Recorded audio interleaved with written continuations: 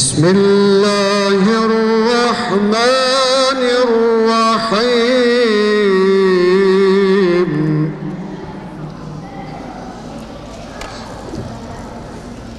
Men caa bil haseneti felehu hayrun minha ve hum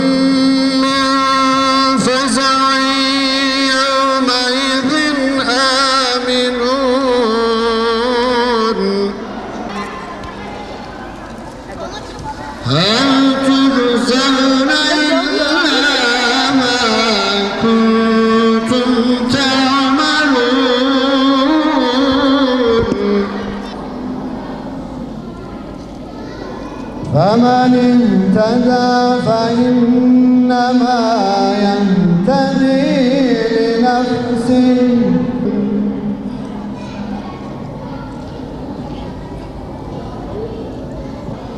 وَمَا رَبُّكَ بِغَافِلٍ عَمَّا تَعْمَلُونَ. Sadakallahul azim.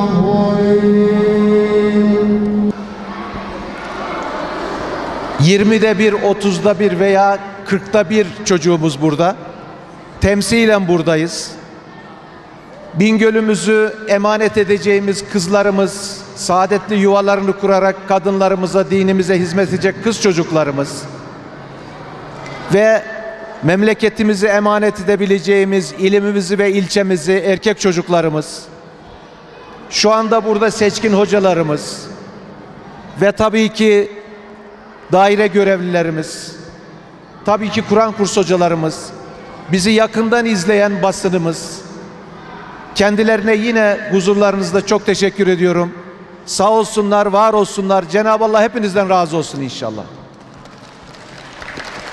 Şu anda zaten konuşmaya gerek yok. Ama ben konuşacağım, birkaç kelime söyleyeceğim. Burada siz konuşuyorsunuz. Masum çocuklarımız, günahsız evlatlarımız, geleceğimiz burada. Sizlerin yüzüne baktığımız zaman Hazreti Hasan'ın, Hazreti Hüseyin'in, hanım kızlarımıza baktığımız zaman Hazreti Resulullah'ımızın biricik kızı Fatıma annemizi hatırlıyoruz. Cenab-ı Allah onların yolundan bizleri ayırmasın inşallah. Hazreti Resulullah'ımızın yolundan bizleri ayırmasın. Şu anda il ve ilçelerimizde, Bingöl'ümüzde, camilerimizde, Kur'an kurslarımızda 7'den 70'e, kışın 70'e kadar, şimdi ise 7'den 70'e değil 4'ten 70'e kadar, hatta sınırımızı biraz daha genişlettik. Küçük çocuklarımız dahil herkese eğitim veriyoruz. Bizlerin çiçeklerisiniz, bizlerimiz geleceğisiniz, Bingöl'ümüzün geleceğisiniz, ülkemizin geleceğisiniz, dinimizin geleceğisiniz, haysiyetimizsiniz, şerefimizsiniz, onurumuzsunuz, biricik gözümüzün nurusunuz. Sizleri muhafaza edeceğiz, sizleri koruyacağız, sizlerin ayağına tiken batmaması için gayret edeceğiz. Hiçbir ayrım yapmayacağız aranızda. Hepinizi kardeş bileceğiz, kucaklayacağız. Boyunuzdan, bosunuzdan dolayı ayrım değil, kardeş olarak bağrımızı açacağız.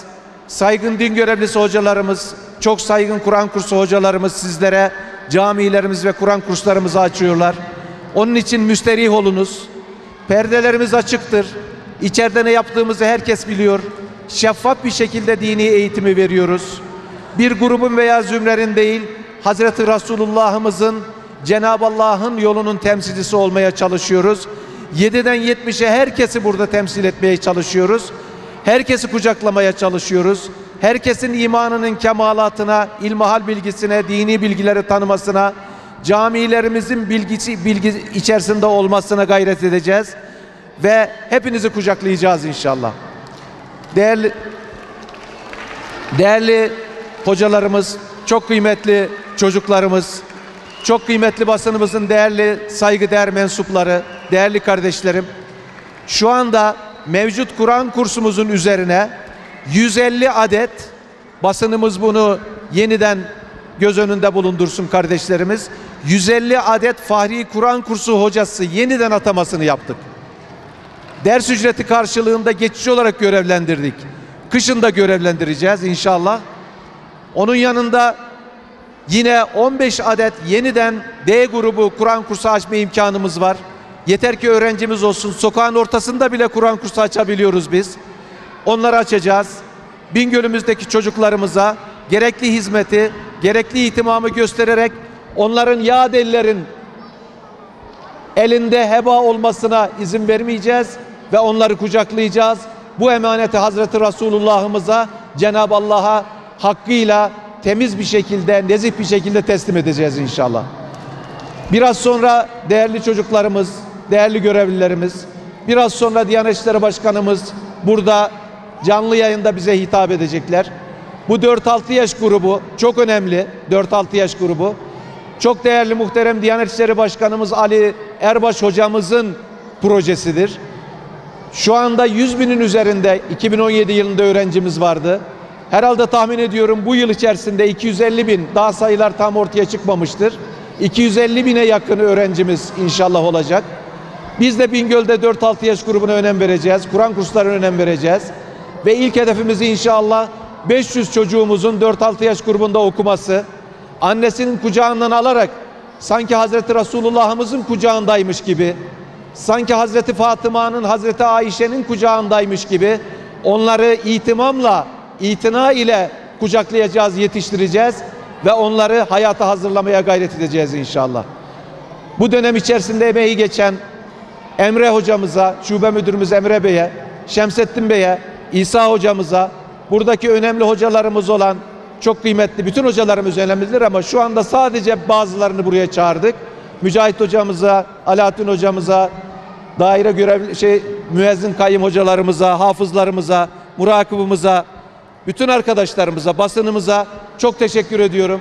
Çok kıymetli, değerli benim kardeşlerim, Hazreti Fatıma'nın, Hazreti Ayşe'nin temsilcisi olan hanım Kur'an kursu hocası kardeşlerime çok teşekkür ediyorum. Velilerimize çok teşekkür ediyorum. Bingöllü halkımıza, Kadir Şinas halkımıza teşekkür ediyorum.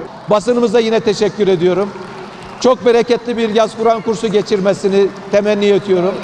Diyanet İşleri Başkanımızın sizlere çok selamı var. Cenab-ı Allah Celle Celaluhu ilim sahibi, buradaki hocalarımızın, Hazreti Resulullah'ımızın varisi olmaya gayret eden hocalarımızın yollarından ayırmasını inşallah.